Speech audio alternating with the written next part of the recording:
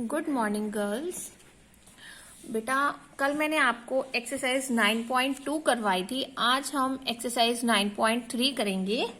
9.2 के एग्जाम्पल्स में या एक्सरसाइज के किसी भी क्वेश्चन में अगर आपको डाउट होता है तो बेटा आपने मुझसे पूछना है। आई थिंक 9.2 का जो लास्ट एग्जाम्पल है वो मे बी थोड़ा हो सकता है कि आपको थोड़ी सी प्रॉब्लम हो, तो एक बार पहले आप लोग ट्राई कीजिए वो वाला एग्जाम्पल, और ट्राई करने के बाद अगर डाउट होता है तो फिर आपने मुझसे पूछना है। ठीक है, मैं इतने आज आपको नेक्स्ट एक्सरसाइज करवा रही हूँ, दैट इज योर 9.3। चलिए 9.3 में देखते हैं क्या कंडीशंस है हमारी। देखो बेटा, कल मैंने आपको केस नंबर 1 बताया था, केस ऑफ फेलियर। ठीक है ना, आज हम केस नंबर 2 डिस्कस करेंगे। केस नंबर 2 में हमारे पास क्या कंडीशन है कि अगर मेरे पास कोई भी एक टर्म है 1/f डी स्क्वायर, यानी कि मुझे कोई भी एक फंक्शन गिवन है डी स्क्वायर की फॉर्म में, यानी कि जो डी की फॉर्म में हमारे पास फंक्शन होगा वो सेकंड डिग्री में होगा, और साथ में हमारे पास क्या होगा साइन ax। ठीक है, तो हमने उसको किसके इक्वल रखना है 1/f minus A square. It means मैंने डी स्क्वायर के प्लेस पर क्या वैल्यू पुट करनी है माइनस ए स्क्वायर, और माइनस ए की वैल्यू क्या होगी जो यहाँ पर x का कोफिशिएंट होगा। ठीक है ना, देखो यहाँ पे ax है ना, तो यहाँ पर x के साथ जो भी उसका कोफिशिएंट होगा that value we have to put in d। ठीक है, तो आपने बेसिकली क्या करना है कि अगर इस फॉर्म में हमें कोई भी एक टर्म गिवन होगी तो हमने डी स्क्वायर के प्लेस पर क्या पुट करना है माइनस ए स्क्वायर, और ए की वैल्यू हमें कहाँ से मिलेगी एक्स के कोफिशिएंट से मिलेगी। लेकिन यहाँ पर हमारे पास जो डिनोमिनेटर वाली टर्म है वो क्या होनी चाहिए, नॉट इक्वल्स टू 0 होनी चाहिए, क्योंकि डिनोमिनेटर में जब भी हमारे पास 0 हो जाएगा तो वो हमारा केस ऑफ फेलियर हो जाएगा। ठीक है, सेम फॉर द कॉस, अगर साइन है तो हम ऐसे करेंगे, कॉस है तो हम सेम वही हमारे डी स्क्वायर की प्लेस पर हमने माइनस ए स्क्वायर पुट करना है, और हमारी डिनोमिनेटर टर्म इक्वल्स टू 0 के नहीं होनी चाहिए। अगर इन कंडीशंस में हमारे पास केस ऑफ फेलियर आता है तो केस ऑफ फेलियर वही जैसे मैंने कल कराया था, जिस भी कंडीशन पे हमारा केस ऑफ फेलियर आ जाता है तो हम वहां पर क्या करते हैं एक्स से मल्टीप्लाई करते हैं, जो वो फंक्शन होगा उसकी डिफरेंशिएशन, और साथ में वो वेरिएबल आ जाएगा। यहाँ आपके पास एक ट्रिग्नोमेट्रिक फंक्शन है तो trigonometric function as it is रहेगा, और आपने डिनोमिनेटर में उसी सेम फंक्शन की क्या करनी है बेटा, डिफरेंशिएशन करनी है। तो केस ऑफ फेलियर जब भी हमारा आएगा, जिस भी कंडीशन पे आएगा, आइदर वो आपका ट्रिग्नोमेट्रिक फंक्शन पे केस ऑफ फेलियर आए और आइदर वेरिएबल्स के केस में आपका केस ऑफ फेलियर आए, आपने जो कंडीशंस लेकर चलनी है वो वही सेम ये ही लेकर चलनी है। ठीक है, तो चलिए इसके ऊपर एक एग्जाम्पल्स करते हैं। मैं एक बार फिर से आपको ये केस बता रही हूँ। केस नंबर 2 मैंने अभी आपको ये बताया है कि अगर आपको कोई भी एक फंक्शन गिवन होगा डी की फॉर्म में सेकेंड डिग्री, और साथ में आपके पास कोई एक ट्रिग्नोमेट्रिक फंक्शन होगा, तो वो हमारा किसके इक्वल होगा 1/f माइनस ए स्क्वायर साइन ax के। इसमें हमारे पास कंडीशन है कि हमारे जो डिनोमिनेटर टर्म है वो हमारी नॉट इक्वल्स टू 0 के होनी चाहिए। अगर ये आपकी टर्म 0 हो गई तो हमारे पास ये क्या हो जाएगा, केस ऑफ फेलियर। और अगर ये टर्म हमारी 0 हो जाती है तो हमारा केस ऑफ फेलियर अगर हो जाता है तो तब हम क्या स्टेप फॉलो करते हैं बेटा, कि यहाँ पर हम एक तो x से मल्टीप्लाई करते हैं, जो डिनोमिनेटर वाला पार्ट है, डिनोमिनेटर में क्या है हमारे पास फंक्शन डी की फॉर्म में सेकेंड डिग्री, हमने उसका क्या करना है डिफरेंशिएशन करना है विद रिस्पेक्ट टू डी। ठीक है ना, आपने इसका क्या करनी है डिफरेंशिएशन करनी है, और साथ में क्या आ जाएगा आपका ट्रिग्नोमेट्रिक फंक्शन। तो जब आपके पास यहाँ पर केस ऑफ फेलियर हो जाएगा आपको ये कंडीशन फॉलो करनी है। तो इस केस में बेटा हमने क्या करना है, ये केस आपका साइन के लिए भी सेम है और कॉस के लिए भी सेम है, बस यहाँ पर हमारे पास क्या चेंज हो जाएगा, कॉस हो जाएगा।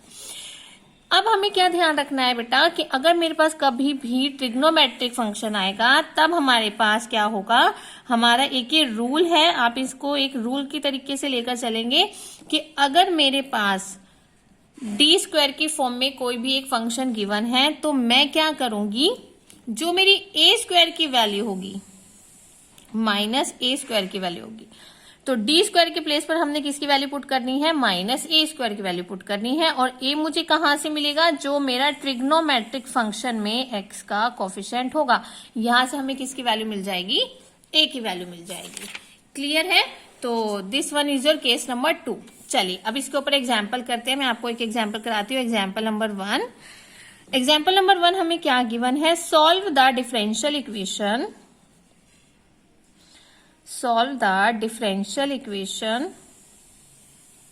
हमें इक्वेशन क्या गिवन है, d2y over dx square plus dy over dx plus y equal sine 2x। ठीक है, अब बेटा ध्यान से देखो, जब हम फर्स्ट एक्सरसाइज कर रहे थे तब हमारी डिफरेंशियल इक्वेशन किसके इक्वल थी, 0 के इक्वल थी। जब हम सेकेंड एक्सरसाइज कर रहे थे हमारी डिफरेंशियल इक्वेशन किसके इक्वल थी, कोई भी एक फंक्शन था जो x के लिए था। ठीक है, तब हमारे पास राइट हैंड साइड क्या था, कोई भी एक फंक्शन जो x के लिए हो। थर्ड एक्सरसाइज में हम क्या पढ़ रहे हैं कि हमारे पास जो भी एक डिफरेंशियल इक्वेशन है that is equals to your trigonometric function. यहाँ पे आपके पास राइट हैंड साइड में अब क्या है, ट्रिग्नोमेट्रिक फंक्शन है। तो बेटा हमें देखो इक्वेशन देखकर पता चल गया ना कि हम कौन सी फॉर्म की बात कर रहे हैं। अगर राइट हैंड साइड में आपके पास कोई एक ट्रिग्नोमेट्रिक फंक्शन होगा दैट मीन्स आप केस नंबर 2 की बात कर रहे हो।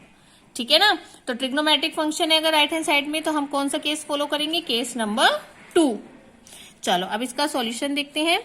सबसे पहले मैंने जो गिवन इक्वेशन है, मैंने गिवन इक्वेशन लिख ली d2y over dx square plus dy upon dx plus y equal sine 2x। सबसे फर्स्ट स्टेप क्या है, हमें इसको किस में कन्वर्ट करना है, सिंबॉलिक फॉर्म में। ठीक है, first of all change this differential equation in the symbolic form. तो सिंबॉलिक फॉर्म में क्या हो जाएगा, d2y ओवर dx स्क्वायर, तो ये क्या हो जाएगा बेटा आपका d स्क्वायर प्लस ये क्या हो जाएगा dy plus y equal sine 2x। तो हम यहाँ पर क्या करेंगे, y कॉमन लेंगे, तो y कॉमन लेके आपके पास क्या हो जाएगा d square plus d plus 1 y equal sine 2x। So this is your symbolic form, then convert it into auxiliary equation. तो एक ऑक्सिलरी इक्वेशन में हमारे पास क्या होगा, D square plus D plus 1 equals to 0। मैंने कल भी बताया था ऑक्सिलरी इक्वेशन हमारी क्या होती है कि जो हमारे पास यहाँ पे डी का फंक्शन गिवन है उसको हमें इक्वल्स टू 0 रखना है। राइट हैंड साइड आपकी जो मर्जी इसमें गिवन हो, आपको हमेशा ऑक्सिलरी इक्वेशन में अपनी डी की फॉर्म को इक्वल्स टू किसके रखना है, 0 के, यानी कि डिफरेंशियल इक्वेशन हमारी किसके इक्वल होती है, 0 के। तो मैंने इसको इक्वल्स टू 0 के पुट किया। अब हमें क्या निकालना है, इसके रूट्स फाइंड आउट करने हैं। क्वाड्रेटिक इक्वेशन है, फैक्टर सबको बनाने आते हैं, तो बेटा आपको इसको सॉल्व करना है, फैक्टर्स बनाने हैं और आपको डी की वैल्यू को फाइंड आउट करना है।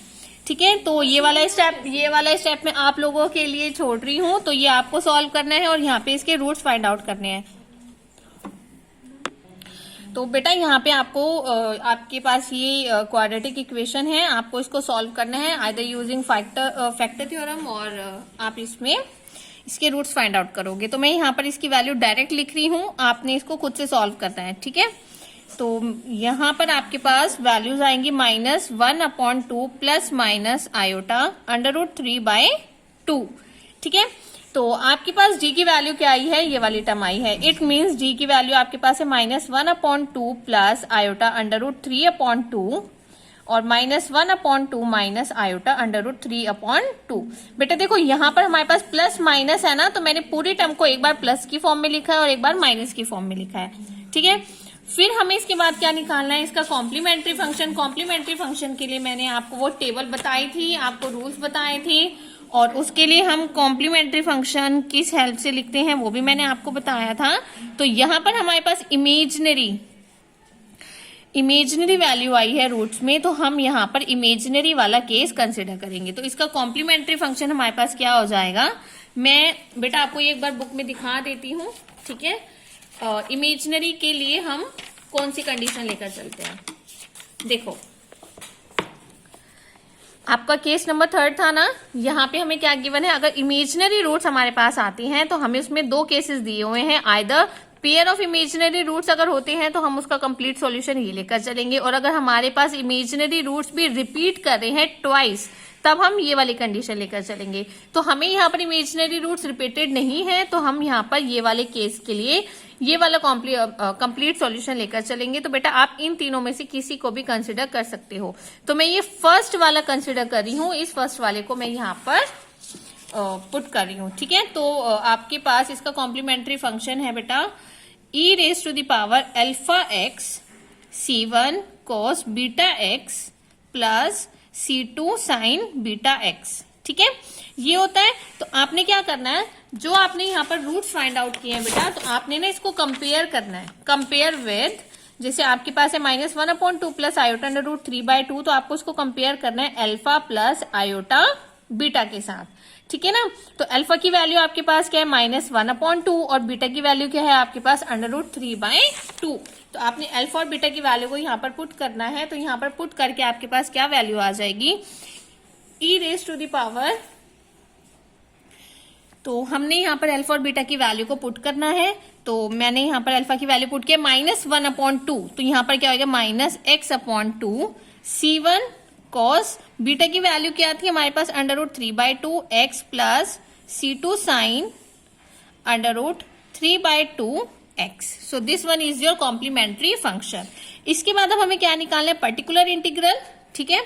पर्टिकुलर इंटीग्रल के लिए मैंने आपको क्या फॉर्मूला बताया था, 1/f(d), यानी कि हमें फंक्शन जो गिवन होगा हमने यहाँ पर वो लिखना है, और साथ में क्या लिखना है, जो भी हमें ट्रिग्नोमेट्रिक फंक्शन और आयदर फंक्शन एक्स के फॉर्म में जो भी हमें राइट हैंड साइड में गिवन होगा वो हमने यहाँ पर साथ में लिखना है। तो मुझे यहाँ पर फंक्शन क्या गिवन है, d² प्लस d+1, और राइट हैंड साइड में आपको क्या गिवन था, sin 2x, ठीक है। तो मैंने यहाँ पर वैल्यू पुट की। इसके बाद हम यहाँ पर क्या चेक करेंगे कि अगर मेरे पास कभी भी कोई फंक्शन है और साथ में उसके ट्रिग्नोमेट्रिक फंक्शन होगा, तब हम केस नंबर 2 अप्लाई करेंगे। और केस नंबर 2 में मैंने अभी आपको क्या कंडीशन बताई थी कि x के साथ जो भी हमारे पास वैल्यू होती है वो हमें d² के प्लेस पर पुट करनी है, ठीक है ना। मैंने क्या कंडीशन बताई थी, d² हमें क्या पुट करना है, -a², और a की वैल्यू हमारे पास क्या है 2 हमें कहां से मिली है बेटा, जो x का यहाँ पर कोफिशिएंट है। तो अब आपने d² के प्लेस पर क्या वैल्यू पुट करनी है, -2², ठीक है। तो अब मैं यहाँ पर क्या कर रही हूं, d² के प्लेस पर -2² पुट कर रही हूं। बेटा एक चीज और ध्यान रखना, हम d² की वैल्यू पुट कर रहे हैं, d की वैल्यू पुट नहीं कर रहे हैं। तो d हमारा एज इट इज रहेगा, मैं सिर्फ d² के प्लेस पर -2² पुट कर रही हूं। तो आपको यहाँ पर ध्यान रखना है, बहुत बार हम क्वेश्चंस करते हुए क्या सोचते हैं कि हम d की वैल्यू पुट कर रहे हैं, नहीं, हम यहाँ d² की वैल्यू पुट कर रहे हैं। तो आपका d एज इट इज रहेगा और d² की वैल्यू क्या आ जाएगी, -2², ठीक है। अब इसको सॉल्व करते हैं। तो ये आपका क्या हो जाएगा, -2² कितना होगा, -4 plus d+1 sign 2x equals to 1/-4 + 1 कितना हो जाएगा, -3। तो यहाँ पे मेरे पास सॉल्व करके कितना आ जाएगा, d-3 साइन 2x, ठीक है। अब देखो बेटा यहाँ पे हमारे पास डिनोमिनेटर में d-3 है, और अब इसको आगे फर्दर सॉल्व करने के लिए मेरे पास कोई मेथड भी नहीं है।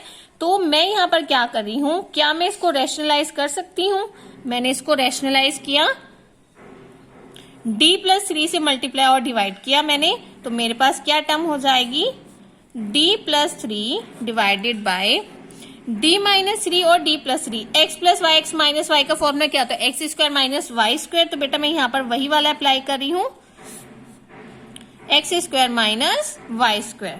तो हमारे पास क्या वैल्यू लेफ्ट रह गई, d+3 divided by d² - 9 sign 2x, ठीक है। अगेन अब देखो दोबारा से हमारे पास डिनोमिनेटर में क्या वैल्यू बन गई है, d², और d² की वैल्यू तो मुझे ऑलरेडी पता है, d² की वैल्यू आपको क्या पुट करनी है, -2²।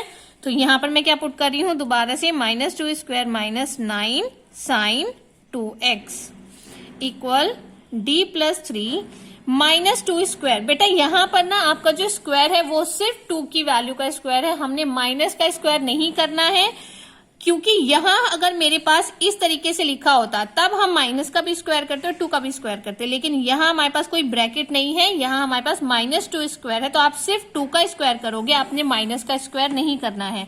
तो 2 का स्क्वायर क्या हो जाएगा, 4, तो -4 - 9 sign 2x equal d+3 upon, ये हमारा ऐड होकर कितना हो जाएगा, -13।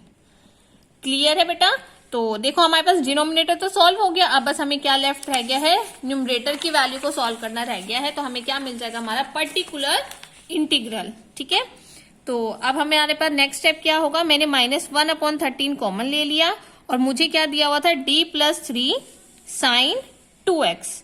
अब 1 बाय 1 हम क्या करेंगे, साइन 2x की एक बार मैं d से मल्टीप्लाई करूंगी, साइन 2x की एक बार मैं 3 से मल्टीप्लाई करूंगी। तो मेरे पास टर्म आएगी d sine 2x plus 3 sine 2x। ठीक है, अब बेटा एक चीज आप ध्यान से देखो, यहां पर जो मेरे पास d है, d का मतलब क्या है, डिफरेंशिएशन।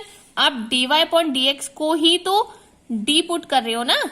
ठीक है, तो मैं dy/dx के प्लेस पर d पुट कर रही हूं, तो इट मीन्स यहां पर dy/dx है। इसका मतलब अगर आपके पास कोई भी फंक्शन गिवन है और फंक्शन के साथ d लिखा हुआ है, तो आपने उस फंक्शन की क्या करनी है बेटा, डिफरेंशिएशन करनी है। क्लियर है, तो यहां पर d का मतलब है डिफरेंशिएशन। किसकी डिफरेंशिएशन कर रहे हैं हम, साइन 2x की। ठीक है, साइन 2x की डिफरेंशिएशन सबको पता है ना, क्या होती है, साइन की क्या हो जाएगी cos और 2x की क्या हो जाएगी 2। सो this is your particular integral. Particular integral के बाद आपको क्या निकालना है, कंप्लीट सॉल्यूशन। और कंप्लीट सॉल्यूशन हम कैसे निकालते हैं, CF प्लस PI। ठीक है, तो CF की वैल्यू थी मेरे पास e⁻⁻x/2 C1 cos अंडर